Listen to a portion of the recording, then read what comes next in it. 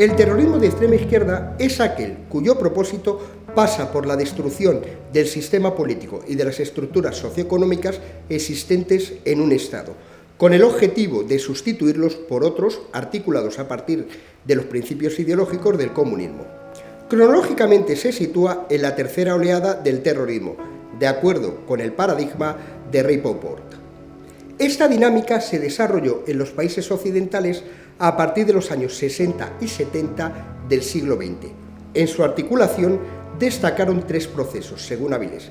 El primero, la tradición y la fe en la revolución armada, presente en los países europeos desde el siglo XVIII y que ya se había plasmado en la primera oleada terrorista, encabezada por los anarquistas, de las que el terrorismo de extrema izquierda fue su última manifestación. El segundo, el escaso eco de las llamadas a la violencia en las poblaciones europeas de esa década, que imposibilitaron la puesta en marcha de una táctica insurreccional. El tercero, la influencia y el éxito de los movimientos de liberación nacional en los países del tercer mundo, Cuba, Argelia, Vietnam.